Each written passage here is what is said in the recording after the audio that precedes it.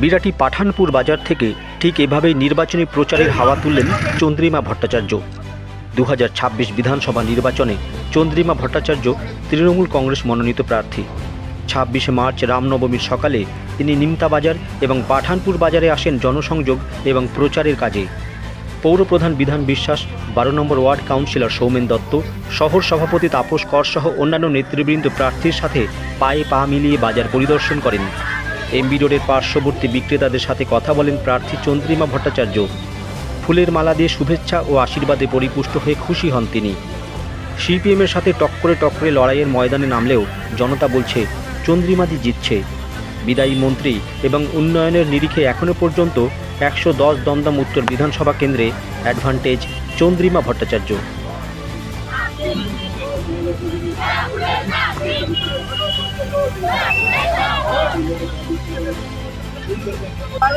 লক্ষ্মীবার, এই লক্ষ্মীবারে আপনি গণেশ প্রাপ্তির জন্য বাজারে ঘুরছেন, কোনো সমস্যা দেখছেন বা সমস্যা থাকলে তার নিরসনের সুযোগ দিচ্ছেন। কোনটা নিয়ে না মানে লক্ষ্মীবার তো বটেই, আর আমাদের এখানে যিনি আছেন আমাদের নেত্রী, তিনিও লক্ষ্মীর প্রতীক।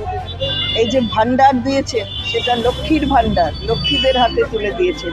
পুরো বাংলাটা লক্ষ্মীদের বাংলা। তাই আজকে দেখবেন যে যত অর্থনৈতিক প্রতিকূলতা থাকুক না কেন, বাংলা কখনো পিছিয়ে থাকেনি। জিএসডিপির ক্ষেত্রে আমরা কখনো পিছিয়ে থাকিনি। লক্ষ্মী আছে বলেই তো তাই এটা হয়েছে।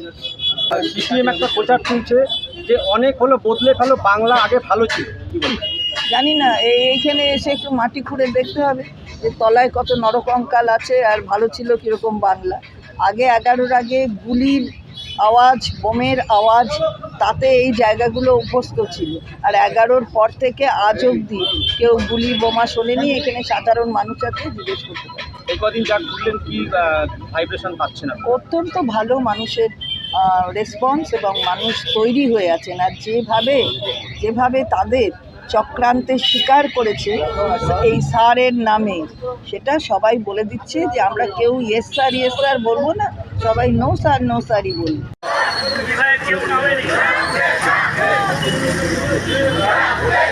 11 সাল থেকে পরীক্ষিত আমাদের প্রার্থী।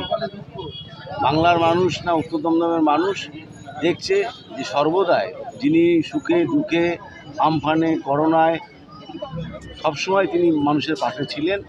তাই যতবারই নির্বাচন হয় এখান থেকে তৃণমূলই জেতেন, আমাদের প্রার্থীই জেতেন।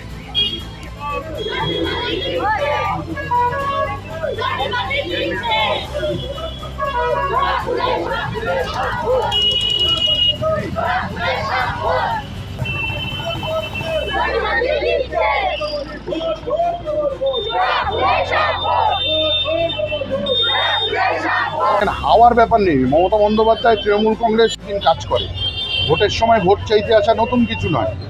এটা আপিল করতে হয় নাগরিকদের কাছে। নতমস্তকে আমরা আপিল করেছি তৃণমূল কংগ্রেস এবং মমতা বন্দ্যোপাধ্যায় এবং দমদম উত্তরে চন্দ্রিমা ভট্টাচার্য যে কাজ করেছে তার নিরিখে আমরা ভোট চাইছি। আমরা উন্নয়নের নিরিখে ভোট চাইছি, আমরা কাজের নিরিখে ভোট চাইছি। আজকে জনপ্রতিনিধি হিসেবে নয়, উত্তর দমদমের গত 40-50 বছর ধরে দেখা একজন নাগরিক হিসাবে আবেদন রাখলাম যে আসন্ন বিধানসভা নির্বাচন চন্দ্রিমা ভট্টাচার্যের পক্ষে।